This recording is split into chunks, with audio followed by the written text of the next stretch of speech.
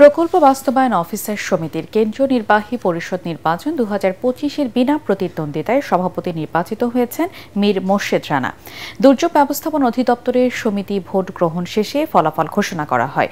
এ সময় জাতিসংঘের দুর্যোগ ঝুঁকি হ্রাস ফেলো ও গণমাধ্যম ব্যক্তিত্ব মোহাম্মদ মানসুরুল হক বলেন, নির্বাচিতরা দুর্যোগ মোকাবেলায় দেশের সক্ষমতা বাড়াতে কাজ করবে।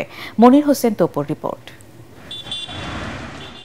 অনুষ্ঠিত হলো বাংলাদেশ প্রকল্প বাস্তবায়ন অফিসার সমিতির কেন্দ্রীয় নির্বাহী পরিষদ নির্বাচন 2025। এবারের কমিটির 40টি পদে প্রার্থী ছিলেন 66 জন কর্মকর্তা। 8টি বিভাগীয় শহরে 8টি ভোট কেন্দ্রে মোট 485 জন বৈধ ভোটার ছিলেন। বাংলাদেশের দুর্যোগ ব্যবস্থাপনা এবং দুর্যোগ ঝুঁকি হ্রাসে একটি নতুন কাঠামো তৈরি হবে এবং নতুন নেতৃত্বের মাধ্যমে বাংলাদেশের সাধারণ মানুষ দুর্যোগ ঝুঁকি হ্রাসের ক্ষয়ক্ষতি এবং প্রাণহানি কম ঘটবে, এই প্রত্যয় নিয়ে তারা কাজ করবে। এবার বিনা প্রতিদ্বন্দ্বিতায় নির্বাচিত হয়েছেন সভাপতি। দুর্যোগ ব্যবস্থাপনা যে রুট মডেল বিভিন্ন কার্যক্রমগুলি আছে, আমাদের প্রিয় উপজেলা প্রকল্প ব্যবস্থাপনা কর্মকর্তাদের যে দাবিগুলি আছে, এগুলি আমরা সর্বাত্মকভাবে কাজ করব।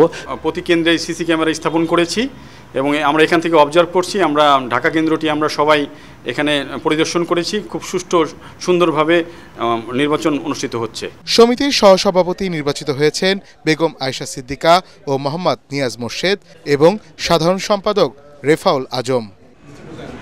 মনির হোসেন তপু, এটিএন বাংলা, ঢাকা।